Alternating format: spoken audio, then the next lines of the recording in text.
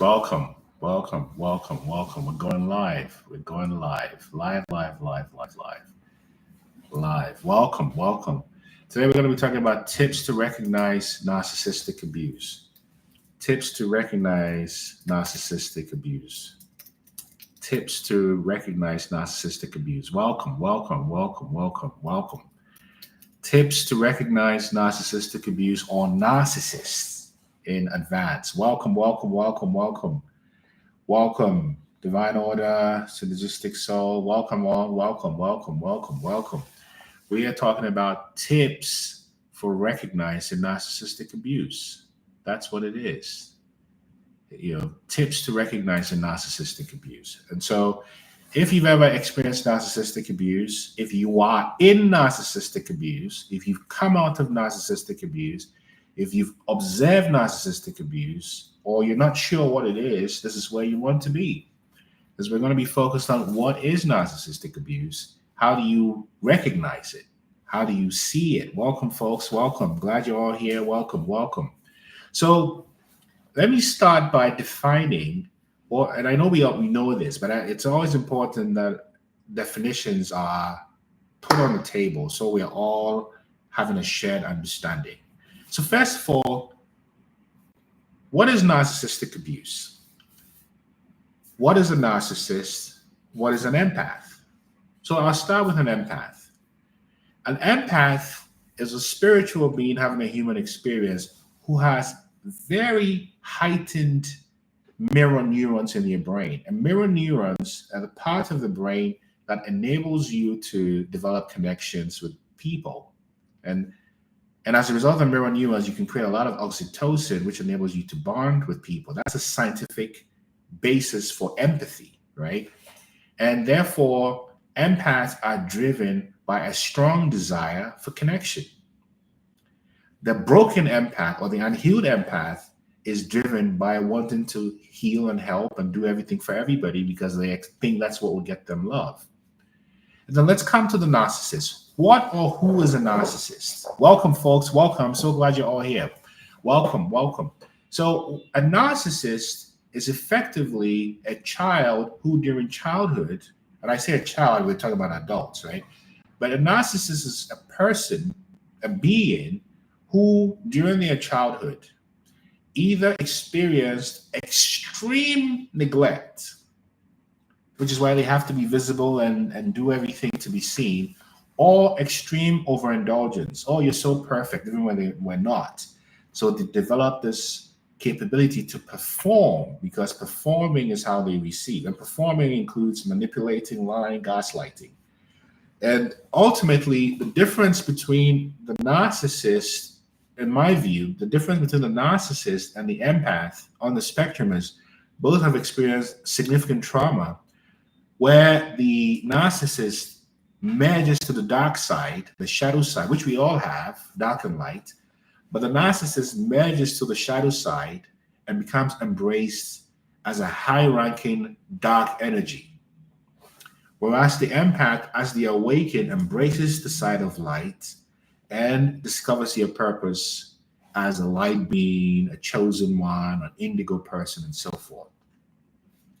And then narcissistic abuse is the dynamic, typically, and I see some comments, I'm going to get to your comments soon. Typically, the dynamic between an empath and a narcissist, where the narcissist uses love bombing as the trap to accelerate trapping the empath, then devaluation to control and manipulate them, and then discard when they no longer need them. Because a narcissist sees people as tools. And why does a narcissist need tools to get people? Because a narcissist wakes up every morning without a sense of self. So they wake up thinking, good Lord, I don't even know who I am. Who do I need to be mean to today to feel okay? Who do I need to lie to today to get inputs to make me feel all right? And that person who can provide the best available narcissistic supply, that's the technical term, to the narcissist is the empath. Because of, and usually an unhealed empath, an empath who doesn't know they are an empath yet.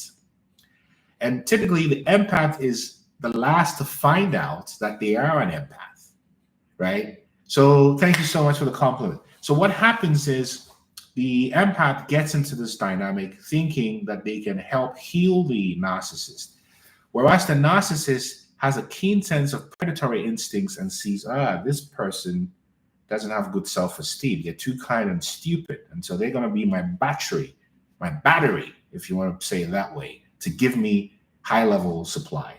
So these are the conditions that brings the empath and the narcissist together. And as I said in the beginning, we're going to talk about how to spot narcissistic abuse, what narcissistic abuse is, and how it happens. And I want to welcome everybody who's joined us. I'm here because you're here, and I appreciate you all. I'm going to respond to some comments. Greetings, Kingdom. Welcome, welcome. Hello, Tasha. My mom, who I've had no contact with since September, is a narcissist and my ex of 5 years. I'm so sorry to hear that, Tasha. And if you want to join the live, just let me know. We can hear your voice or tell us more. And anyone who wants to join the live to ask a question or get some real-time coaching, it's a very short one, just so you have a snippet of what it feels like, and maybe you might get a breakthrough with what you're dealing with. Just indicate you want to talk, and I'll invite you to the live, and you can talk. So I'm here to share how to spot narcissistic abuse and how to know a narcissist when you see one, because these spirits are trickster spirits, right? So Hops Forever, thank you. The narcissistic experience was definitely a love bomber. What happened to you? Say more. London, so true. I appreciate that. Apple user, I gained so much about narcissistic abuse from watching you. I want to thank you so much. I want to thank you, Apple user, for being here as well. Really. Hi, Praise Wellness. Good to see you. Yes, Pretty and Weird. Let's see if we can invite you, or just let me know if you want to join. Let's see what's on your mind. Pretty and Weird. Come on in. So Pretty and Weird, welcome. What's on your mind? You want to know, like, do you recommend if it's family, do you recommend staying away from them forever? Because they don't change. So what would you recommend? This is a very beautiful question. And the question you're asking is, if when I recognize that I'm dealing with narcissists, what do I do? Well, the primary objective of the narcissist, everybody's context is different. Let me start by saying that, right? So this is not this is more of a general statement. Your individual situation might vary. But the primary objective of the narcissist is to destroy you. It's destroy you from seeing who you are. And they use spelling, the casting of spells, which is basically negative energy with words and intentions, which plant seeds in your mind that create self-doubt, and then you become the demon in your own life. So actually, the narcissist doesn't have to do the damage. They just have to implant the self-doubt in you, and you begin to do the damage. And the thing to recognize is, as an empath, it's very difficult to believe that somebody wakes up every day, first thing in the morning and last thing at night, thinking how they're going to manipulate everybody around them, whether it's lovers or siblings or children or co-workers, how you're going to manipulate people for your benefit.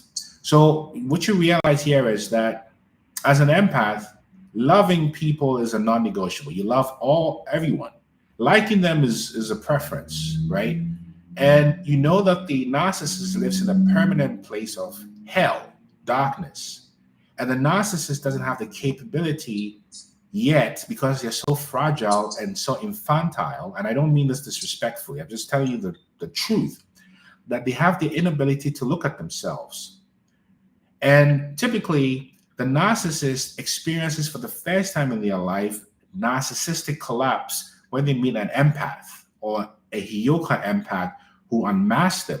Because the narcissist is so genius with the abuse, they get away with it for years and years and years and years. So with what I've said to you, Pretty and Weird, what are you taking away from what I've just said to you? I don't want to tell you what to do. I just want to co-create with you. What are you learning? What is your instinct telling you?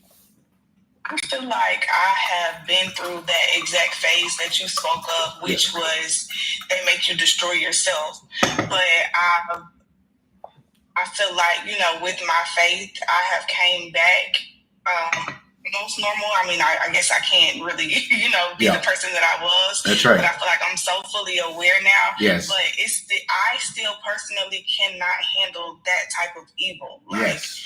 I don't want to be around it. I'm dealing with a my child's father, he's definitely one. Yes. And my sister for sure. I know my sister and my biological father, he is, and his mom. Yes. So it's kind of like it traveled down generations through them. But like I haven't been speaking to my family since my grandmother passed maybe like 3 years ago. Right. But they want me to start coming back around. But my sister is kind of like the guard to my mother. She's now all of a sudden she's the golden child. Pretty or weird. Let me save you from your pain, if I may respectfully interrupt you.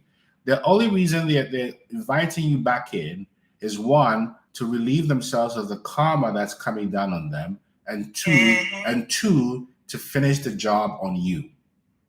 Yes. Look in my eyes. I'm going to say it again.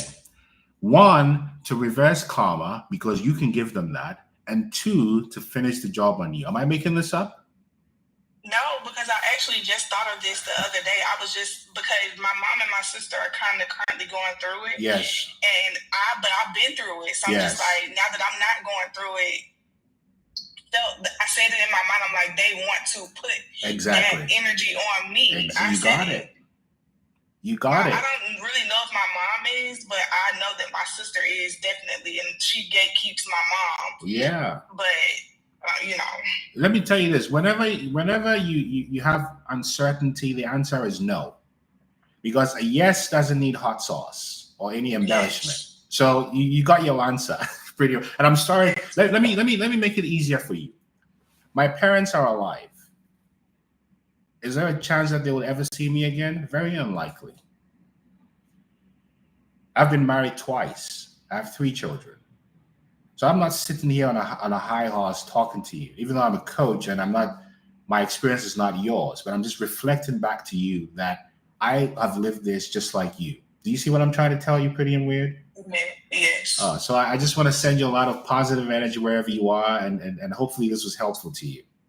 Thank you. It was. Okay. I really have to let go of that fear of not, because I don't have anyone, you know. So, and then when I go through things, I'm like, oh my God, I need my family. I need somebody. Do you know why you're alone? Let go of that fear. Do you know why? Even though I got through it without them, technically. Do you know why you're alone right now? Why? It's so that you can develop understanding and hear that inner voice within you, that inner compass, and you cannot hear it when you're surrounded by toxic people. Okay. And I said that I needed this break away from them to happen in order to, first of all, love myself and understand myself. And like you said, hear my intuition and all of that. I just know all of this was for a reason. And I just thank God that I got to experience it instead of, because they could have destroyed me. You know what I'm saying? So they could have. Yeah, and they didn't, because of how gangster you are. You're a spiritual gangster, and if you ever want to talk in great detail, you can just book one of my 30-minute complimentary sessions on my website, innermileage.com, and we can talk more. But I just want to thank you for just sharing from your heart. And I feel your empathy because you want to save them. But remember, the people you save are those assigned to you, and keep listening to that voice within you. Okay, pretty and weird. Thank you so much for your time. I appreciate your peace and light. Yeah. So let me go to some more questions here. Let's see here. So I gained so much knowledge about narcissistic. Apple user, thank you. I'd like to join Tasha, of course. Please come on in. Where are you? Let's see. Tasha. Come on in. Let's hear what's on your mind. Where are you? This narcissist, they would do that. They will really do that to you. And so just be understand it, right? Understand it. Denise, how you doing? Welcome. Hobbs forever. He loved from me at first and turned into the most negative human being I know. He's now with a new supply. You see, that new supply is simply to get its triangulation technique to make you feel like you want to come back. Because I guarantee you, Hobbs forever, that he's never going to meet anyone like you if my assumption about you is correct. And I could be wrong, but let me just say that, right? Hi, Christy. Welcome. 302 Dreamweaver. I sent my narcissist to jail. Now he's out. Should I be worried that he will come after me? Whoa, that's a very heavy question. You see, the one thing the narcissist respects is consistent boundaries. So when you set up consistent boundaries and don't waver, right? You don't waver from your boundaries. So if you decide no contact, and then you want to have some contact, then the narcissist can still play with you. But a key to ending the influence of the narcissist on you is to have external boundaries, but also internal boundaries where you disconnect yourself from that energy. And sometimes doing sort of a cord cutting ceremony or even repeating cord cutting affirmations, like I call back my energy from wherever I sent it and I release all negative energy sent to me, for example, can be an energetic way for you to release yourself from that. And I congratulate you for really stepping up for yourself, 302 Dreamweaver, and really advocating for yourself. Hook Light Frog, the spell that is spelled, he speaks the truth. That's exactly right. You know, spelling. So people think that spells are cast, thank you for all the gifts, cast by some old witch somewhere. The spells on witchcraft and sorcery is the negative thoughts and the words that are used to lie, manipulate, and distort reality, gaslight. That's the witchcraft. That's the sorcery. Kim, my goodness, so on point. I'm so glad. Gigi, exactly. Helps forever. Oh, the self-doubt. Exactly. You're so right. Gigi, I don't even think the same. We have two fathers. He's a dark force. You're so right. You're so right. So what has been your experience? Let's hear more. Let's hear more. Love the content. The hardest thing is acceptance is so hard.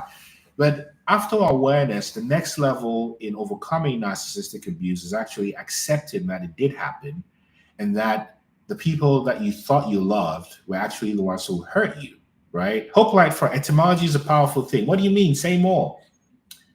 Say more. Let's see some more comments. Good morning. Find you on my phone. I'm so glad, Angie. Welcome. I'm so glad you're here. Kim, gaslights are spells. Yes, they are. Because it's done seductively. It's done passively. It's done in a very kind of low intense way. They do it like they don't know what they're doing because these are master magicians, these narcissists. You know how an empath can sense and read through people and see through things? Well, the narcissist can do the same more from a predatory perspective, right? High praise wellness, verbal abuse is spell casting. That's exactly right. You know, so anyone else who wants to get on the live, just join the live and I'll get your voice in. But you know, when you meet a person and you realize the person wants to rush the relationship with platitudes and love bombing, that's exactly Resilient 169. I'm too smart for his games, but this wasn't just, it's just a relentless non-stop games. Yes, and the games start by, Tasha, I'm going to invite you. The games start by tricking you, by creating this love bombing dynamic, which is designed to reduce your resistance to critical thinking. Because if you're not critically thinking, even though you see red flags, you're like, well, they seem kind of nice and they're making me feel like the best thing in the world. So I'm just going to let it go, right? And then you look the other way. And this is how they get you. Little by little by little, they bomb, they get you into this place and you don't know what to do. They have you wrapped around because it is a scam. This is how they do it. And the scam is to get you not to realize your value. And also another thing that the narcissist does so well is to swap destinies, right? Because what they embody is a doppelganger energy, a copycat energy. The narcissistic energy is when the mask slips, is a very envious one. Very envious of everybody, very insecure. And the narcissist wants your empathy. They want your gifts. They want your pathing. So what they do in this dynamic subconsciously is become you better than you can be you, if that makes sense. And this is how they do it. You see, I feel like I'm going crazy. He made me question my self-worth and intuition. P.S. I love you. That's what they do. You see, because you have to realize that the narcissist comes from a place of no love. See, Sandy, welcome. You see, this is what they do. And they become you better than you can be you, ready to travel. This is the Jezebel spirit, Tammy.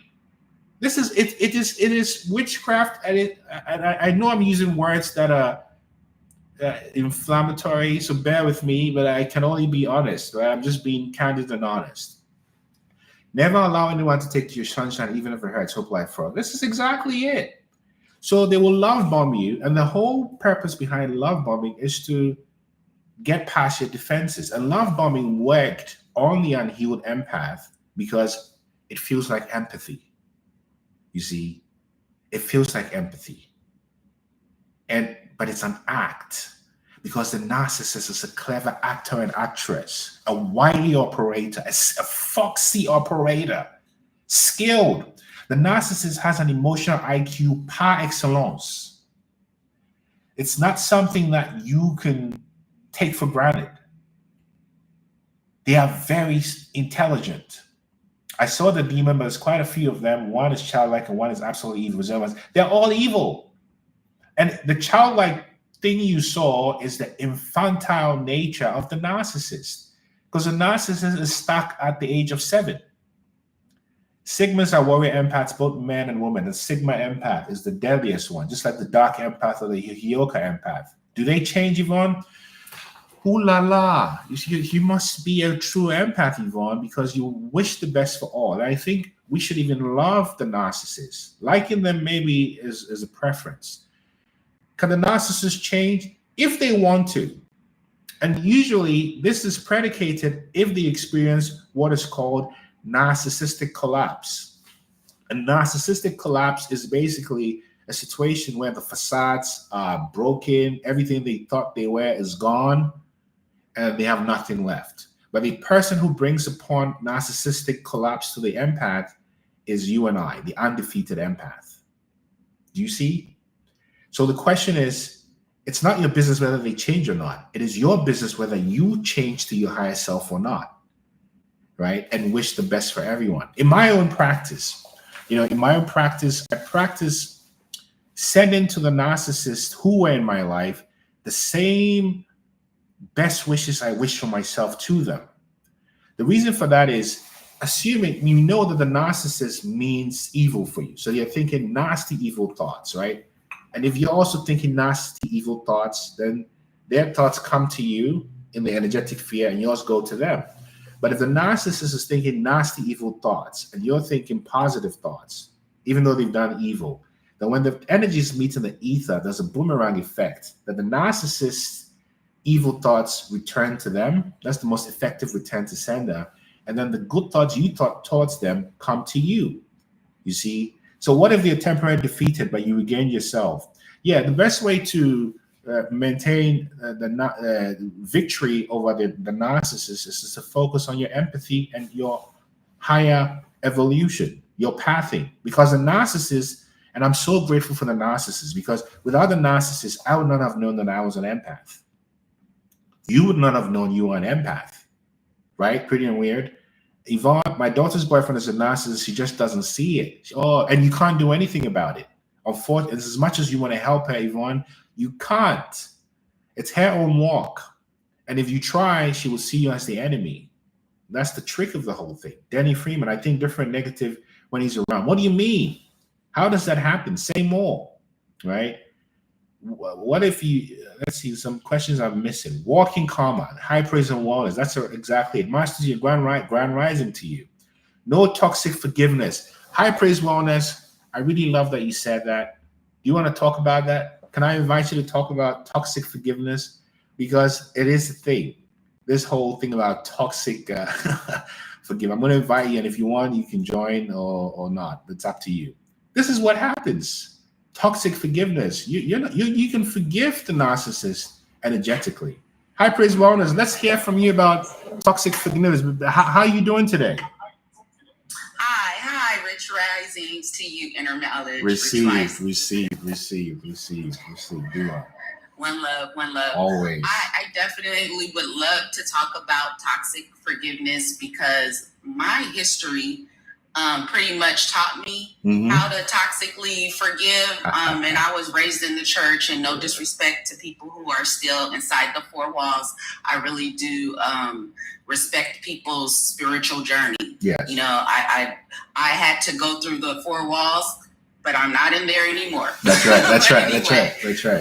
Respect to all of you. I learned so much in the four walls. So respect to you if you have to go through there. That's right. On your spiritual journey. I just say don't get trapped inside of a book or a building. Anyway, I digress. Let me get back on track. You're fine. toxic forgiveness was taught to me because we were taught to forgive everyone. That's right. We were taught to forgive everyone. I don't care what they did, forgive. That's and right. so unfortunately, when you grow up in that space of forgiving everyone, I myself, when people did things that were not in my benefit, I would forgive them. That's right. And I found myself being in a position of being taken advantage of and not really understanding, why am I being taken advantage of? And it never dawned to me until very later. It never dawned to me that I was allowing people in my space that I should never have allowed in my space. And what did that cause? It caused me broken-hearted friendships, perceived friendships, broken heart relationships, everything that I allowed a person to come back into my life thinking that I'm supposed to forgive, but this is not forgiveness. This is toxic forgiveness. That's because as I grew up and started to love myself, first of all, because also that toxic forgiveness is connected to not loving yourself. But until I said I love me, I realized that people that are doing anything that is not beneficial to me don't deserve to be in my presence. Whether that is a person, whether that is a building, whether that is a job. And then what happened is you start to operate in your 100% authenticity. When you love yourself first and you begin to say, no, I'm not working there. No, you can't be around me. No, you're not in my presence. And it doesn't matter what the label is. It can be mother. It can be your job. It can be your church. It can be, and then you find yourself around what you're supposed to be around that builds you up.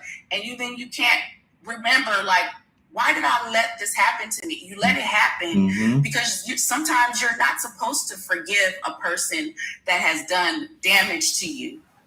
If they've done damage to you mentally, physically, spiritually, then there's a reason they're not supposed to be in your presence again. That's right. And if you allow them back, then what are you doing? You're basically saying, do it to me again. Exactly. Please do it to me again. And that's what I was doing, and I didn't realize it. So as a job, it was a narcissistic job, if you want to label it, because to me it's a function, and it's been here for a very long time. But if you can go to a narcissistic job, you can go to a narcissistic church, you can have a narcissistic pastor, and then you can come home to a narcissistic husband or wife, and you got narcissistic children, and then you're around all of these things that are not beneficial to you. That's right. All because you allow something in your presence that was not supposed to be. You didn't love yourself first. You said it so well, and I really like this dynamic of toxic forgiveness. And the thing I will add is, if I may, high praise wellness, it is that forgiveness is actually for you and not the other person. And you can forgive without seeking reconciliation energetically, right? But it doesn't mean you reconcile with those you let go of. It's really for yourself. Absolutely. And this is what you're saying. Absolutely. Yeah. And then as you're not allowing yourself to get tethered to the attachment of unforgiveness, exactly what you're saying, you release it out of your heart. You release that situation out of your heart. That's right. You release it with love. When you're healed, then you're not wishing karma, because you know what karma looks like, and it hurts your heart. You know. To be honest with you, I'm watching karma around me right now. It's happening. And it does not feel good to see people that have done you wrong hurt. Exactly. It doesn't feel good to see the karma. Exactly. Be careful what you say when you say the karma. Exactly. It feels good because you're hurting, but when you see it happen to it's people horrible. that you love, horrible. Wow. It's horrible. And that shows the power of the energy within us. Doesn't it, High Praise Wellness? Absolutely. Absolutely. Yes. Because you're able to release yourself from things that no longer serve you. Exactly. And it's the most difficult thing to do. But the first step, I believe, and I won't say believe, but I know, is to first love myself. That's exactly right. Because until I first loved myself, I didn't realize in my history, we were told to give up our comfort. That's I right. didn't understand what that meant. Yeah. When I grew up as a child, they said, no, you don't comfort yourself. There's a comforter for you. And that comforter, you know, and no disrespect. No. You know, they said that the comforter was supposed to comfort me and not me. And there I was releasing my power to something outside of me.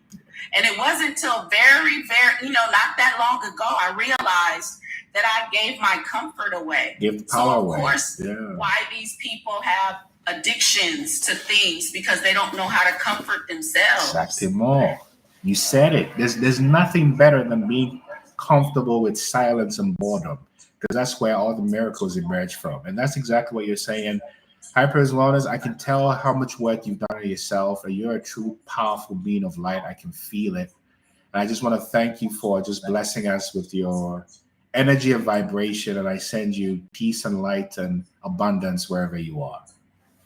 Absolutely. Thankfully, I do receive that. And for those of you that are listening, I know that this is a divine alignment for you to hear whatever inner knowledge is speaking. And he is not only knowing what he's talking about, he's educated. He does have his letters behind his name, which is great. But he's also in a place of giving. You know, he doesn't have a PayPal wall in front of him. He is offering what he is purposed on the earth to do. That's so right. Everyone that's listening, I hope that you receive whatever it is that you're supposed to take with you today, and allow you to have a little bit of freedom one step at a time, because that's what we're all here to be, free, right? Oh, you're a powerful being, and I appreciate you, and I'm sending you one love. One love. Peace.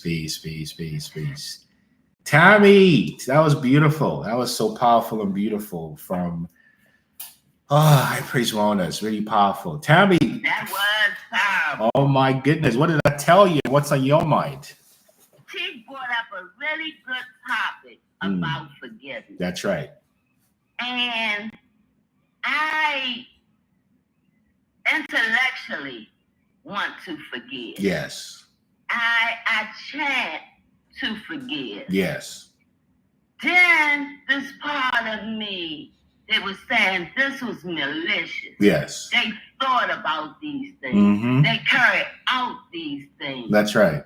And so it's like I'm in the two worlds, but the goal I'm trying to reach is indifferent. Whoa.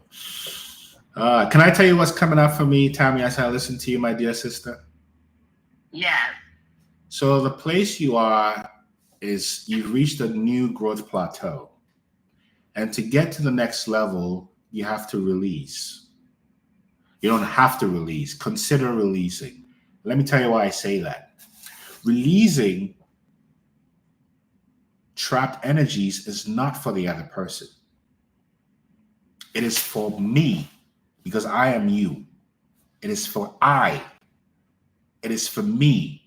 Because to be a light being, you can't have baggage. You literally have to be light.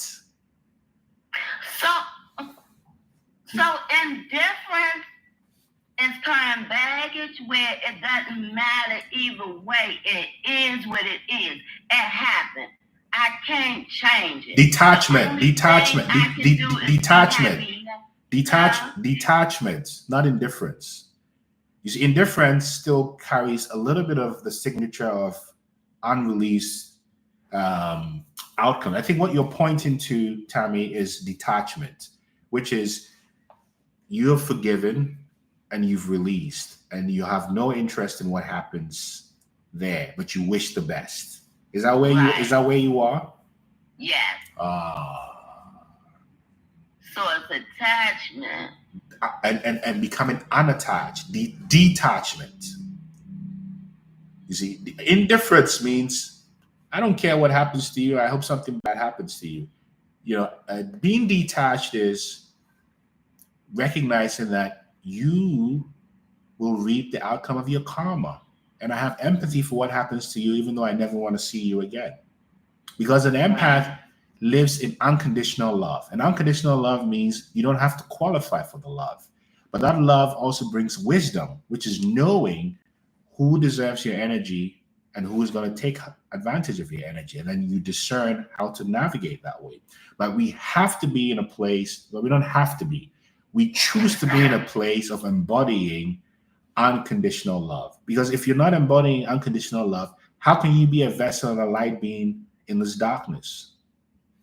True. I'm pushing you a little bit, Tammy, my dear sister. You know I'm doing this. You see what I'm trying to tell you? Yeah. What are you thinking and feeling before we sign off? And you know something else I figured out the other day? Yes. That my mother was a narcissist. Yes. And you know, a narcissist is needy and searching for identity. That's correct. I'm her firstborn. And my job was to go get everybody. That's right. So she was teaching me how to be like that. Yes. Where I needed supplies. Exactly. Or somebody to go see after. That's right. That's exactly right. I said, that wasn't even me. Yes. You know, because I have been alone. Yes. No company, no friends, no phone calls for like 4 years. Wow. You know, so I'm not needy on people, places, things, and situations. That's right. And that is what they do, the gaslighting and the projection. Exactly. You think you are them. And then once you start sorting out the laundry, you say, that's not me. That's not me. And part of recognizing that's not me is that you purge yourself of any negative, unhealed vibrations. So you become a pure vessel of positivity. You got your shadow, because the shadow is necessary. Because the shadow is necessary because darkness is a precondition for light to shine.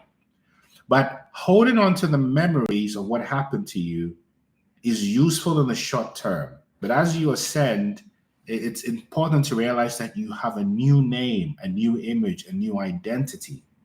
So the things of you cannot put new wine in old skins. And if you keep doing that, then you're stuck in a place of purgatory. You're stuck in the fourth dimensional world.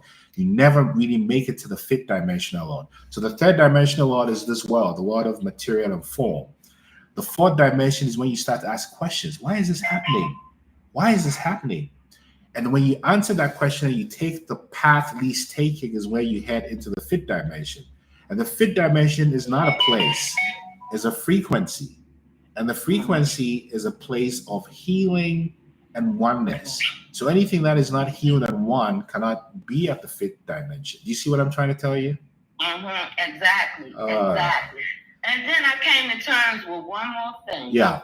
I live by cause and effect. I say none of this could have happened in my life if I hadn't created a cause in the past life. So this situation is here to claim my karma. You said it. Clear my karma. It came to me, I say, wow. Oh, that's deep. That's really deep. You said it so well, Tammy, and you are truly on this path. And I really, it's always a joy to hear your voice, and I appreciate you. And I'm sending you good energy this Wednesday, wherever you are. And I appreciate you so much. One love. One love. I feel that energy. We're in this together, Tammy. Yes. Peace. Thank you. You bet. Sandy, what's on your mind and how you doing?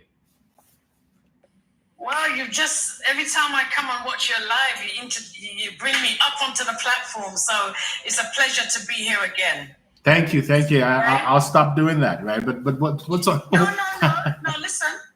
I'm not complaining. You know, because it's nice that we can share our experiences with people that's narcissistic. Indeed, you know, indeed. You know, the lady that just spoke, I had the same experience with my upbringing with a mother that's a narcissist, you know, and as time went on, it's only, I would say, a couple of years I realized that she's a narcissist. Only a few years ago. Only a few years ago. Only a few years ago. You know, and it's been many years on this journey that I've been on. you know. And it's only since my son really passed away, as I shared before, in September. When I was able to give her back everything that she said to me, what she'd done to me. And that stopped my growth, because she literally took away my identity. Yikes. Because I wasn't able to be myself. That's right. Unable to be myself. Yeah. I couldn't do a lot of things. I couldn't do what I wanted to be an athlete. Yes. I was unable to do that. Wow. Everything I chose to do, I could not do. You know, until it got me to a place of, what do I want to do? What do I want to do? What do I want to do? So I've been on a roller coaster ride trying to find self. Yeah. Trying to find myself. So, you know, I went and studied. As you know, I'm a therapist. Yes. It took me a long time to even get there. A long time, because I went there for me. Yeah. I didn't go there for anyone else. Yeah. I went there for me. And here I am now with my own clientele. Wow. And helping to support people in finding out who they are. So that's my purpose, I believe, is to support people to know who they are, not what people say they are. That's right. But who they are. You know? You know what you know what I'm picking up on, Sandy? Yeah. Alchemy. So it took as long as it did, because that was how long you needed to be refined to be a light being. And in this process, there's no time. Nelson Mandela had to spend 27 years on Robben Island to learn empathy. I've been there. I went to Robben Island just to see with my own eyes. We all serve different life sentences, and I use spiritual slavery is what it is. And it takes as long as it is for us to learn the lessons, and then the divine says, okay, you're ready. Come out. You can come out now. You can come out now. Because a lot of us don't want to learn the lessons. We just want to be attached to helping. We're so addicted to our trauma. Do you see? And it took that long with all these tragic events to happen. And we all have had tragic events. I guarantee you, everyone here has had a tragic event. I see somebody who wrote about a burnt house and theft and all kinds. It's spiritual slavery, because you couldn't be yourself because she had stolen and hijacked your destiny. And now guess what? Guess what she just did? She did you a big favor, Sandy, because the things she tried to block, you are launching into, and you have just entered the beginning of your winning season. Can I say that? Yeah. You use the metaphor, as you mentioned, about you can't put old wine into new wineskin, and that is a terminology I always use. That's right. I've always used that terminology. That's right. You know? That's right. That's exactly. As I told you before. Yes. I knew before. My son had died. Wow. I knew. Wow. A woman whispered in my ear and told me, you know. So on the spiritual side of things, I know that I've been protected, I've been guided. Yes. Even though I went through the furnace. It is, the furnace is hell, because this is the hell realm. And in the hell realm, we have choice. You have the choice to do good or bad. It's not a permanent purgatory. Yes. So when you say the furnace, because we all in spiritual slavery were in hell, literally. Yeah. And I'm so excited for you that you are walking to this purpose. And I just want to send you I'm saying this for myself, to all the positive energy, all the tailwinds that push you further ahead to make up for the season where everything was stolen from you. It's just coming to you, because let me ask you this. Do you know who your employer is? Sorry? Do you know who your employer is? My employer, the universe? Oh!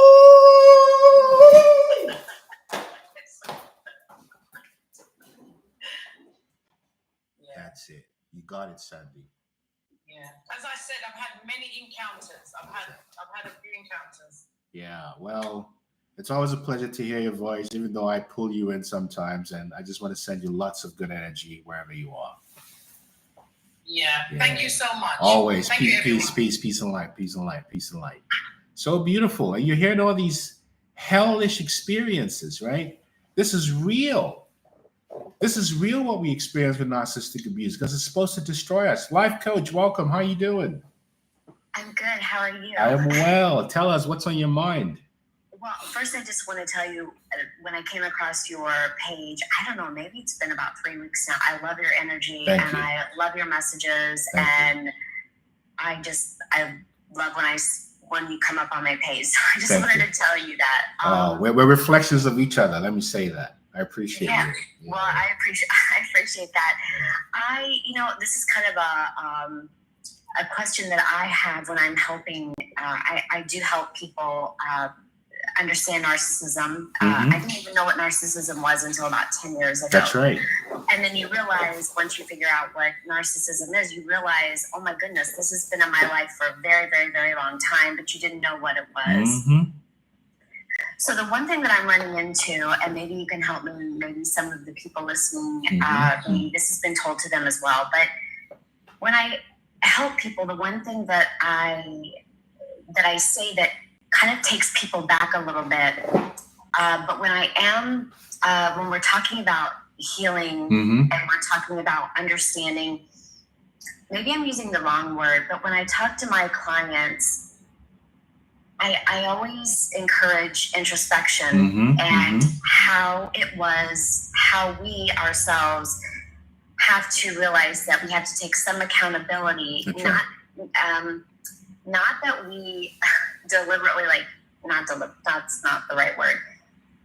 People sometimes get not angry, but they're taken back by when I say we have to look within ourselves as to why we allowed ourselves to be in the situation we are. Now I'm talking as an adult, right? And I'm talking about certain friendships. Well, I mean, it can be romantic, relationship, any type of friends, bosses, whatever. I guess I'm just curious what you would do differently when I talk to my clients and I talk about taking accountability. Not that it's art, not that we purposely did something on purpose to put ourselves in the situation. That's right. But the accountability as to why we don't set the boundaries, for ourselves, and we allow these people to keep coming into our lives, or we allow them to stay. Yes. And so I'm just curious as to what would you say to your clients differently, or to the people on watching? What's the right word? Because I'm running into that problem where I don't want to make people feel like it's your fault. Of course, it's not your fault. But introspection is really important. So I'm just trying to figure out how I can help my clients better word it wise. Got it. Do you have any? I do. But before I say anything, just two very quick questions, just short answers. One, have you experienced narcissistic abuse? And two, are you speaking to clients about narcissistic abuse or trauma in general? It's mainly bringing awareness of narcissism. Gotcha. Most people, it's more about narcissism. Yep. I help with I have techniques that I help people maybe dealing with. I don't like to use the word trauma because I'm not a trauma specialist, obviously. I did NLP. I'm an NLP practitioner. And then I'm a transformational, life coach. But due to my own experience, I try to help people recognize what narcissism is. And I try to help them, understand how to get out of the, when they realize what's happening, helping them with steps to get out of the situation, to get unstuck, from the rumination, from whatever you're experiencing. But I don't use the word trauma. Got it. So I can tell you've experienced a lot in your life and you've figured it out. Here it is. In my view, the biggest thing that a client is looking for is, and this, is if you understand what they've been through and if you're a safe place for them. Right. And once you can establish that energetically, not just in your process or how you set up your contracting, but you establish that energetically, that's the whole kit and caboodle. The other part to realize is, depending on the client's context, as the saying goes, milk for babies, steak for adults, or oat milk for babies, tofu for adults, depending on your orientation. Right. So here is where your own intuition as a mental health provider comes into play. Having a sense of where your client is on the continuum. So are they in denial? Are they in some awareness? Are they in some awareness but have been mixing that with a denial? Or are they ready for a breakthrough? Where are they? Where are they in the continuum? And then based on where they are, you can ask the kinds of questions that generate insight, right? But there's no agenda to rush the client along, because it's all about where they are, and it would take as long as it takes, because there's no of course they're paid for. Oh my gosh, it could take forever. It could take forever. It could take forever. But this is where the alchemy of your skills, and I'm saying this to you because I get the sense you're very intuitive too, is the alchemy of your own magic sword. This is where you become a vessel. How do you become the most effective vessel? So in the Buddhist parlance, is this saying of not me, not mine, not myself. What does that mean? Everything I'm saying to you is not to demonstrate to the world that I know what I'm talking about. I'm here in presence, being a vessel, and whatever unfolds, unfolds. Of course, I've got my training, my expertise. Right. And if you're approaching it from this heart-centered perspective, but with wisdom, because you're running a business, the transformation happens not on your schedule, but in ways that would surprise you. Because when you acknowledge that it isn't your intervention that is getting the client the breakthrough, but you're here as a vessel, a mirror, this is when the breakthrough happens, in my view. And being present, you would hear things that open clues that can be transformational for the client based on where they are. But it's about being completely present, and being involved in that I am. Because as I'm speaking to you now, I am speaking to me. Do you see what I just did there? Correct, right. This is helpful? I mean, this is probably a longer conversation. But... No, it is. I guess my main question is there another word to use instead of where we have to at some point take some accountability moving forward, right? I'm like, let's say I have a client and we're talking about moving forward from where they are. They're moving forward. What other word can I use? Co-creation. Because I don't want to offend co-creation. Because co-creation reeks of empowerment. Okay. You're giving them the empowerment. So you're asking, on good things, how did you co-create this? And on negative things, that's exactly my point. Perfect. Instead of accountability, co-creation. Perfect. Thank you. You got it. That's wonderful. It's just a kinder. It's kinder and it's more spiritual and it's just empowering. It's perfect. It's empowering. Oh thank you. It's That's empowering. Fantastic. Okay. Yes. I'll send you an invoice for that. Just kidding. Okay. No. Well, maybe your viewers can understand. I don't know. No. This is really powerful. I think what you're demonstrating is how breakthroughs can happen, and it's really about putting the power back into the client, but being there as a conduit and a chaperone, right? In that process. Of course. That's where my whole goal is just to help and just help people get better within themselves. That's all it is. You got it. Anyway. Yeah, you're wonderful. Thank you so much. Oh, I'm sending you peace and light wherever you are, life coach. Okay, thank you. Peace. So, folks, this is the story. You know, Luba, the problem with wet accountability is the knock already made it your fault. Oh, truth. Sandy, having patience. Co-create. My husband also had a narcissistic member, Shrugrads. I'm so sorry to hear that. You see? But anyway, we're coming to the end of the slide, and what we wanted to focus on today was how to recognize narcissistic abuse or narcissists as they emerge in your life. And there have been some really powerful insights, really powerful sharing. We talked about forgiveness, not being for the narcissist, but being for you. All these things, right? And I think that the whole point is to begin to see your power in the dynamic, because the narcissist's objective is to make you feel powerless. And the reason the narcissists, or often the groups of narcissists, want to make you feel powerless, I'll tell you the secret, is because of how powerful you are. And you don't even know it. You're the last to find out. So walk in that power, understand that power, which is for good, And if it's possible for you to ascend higher, you ascend higher by releasing through self-forgiveness. And as we talked about today, forgiveness doesn't in every case mean reconciliation. You see, it doesn't. And I'm sorry I didn't get to all the questions, but let there be light, high praise, wellness. I think that's a very powerful way to end the session today. So I want to thank you all for your time. I want to thank you for bringing your hearts, bringing your authenticity. And I'm looking forward to doing this again with you on Friday of this week. So I hope you can make it on Friday morning. I'll post details. It'll probably be about 9 a.m.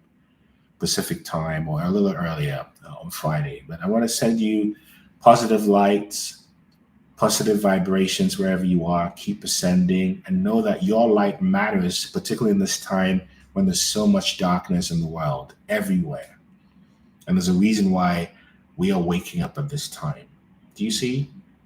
So get deeper into understanding who you are. And the challenges are mainly headwinds to accelerate your growth. Peace and light. One love.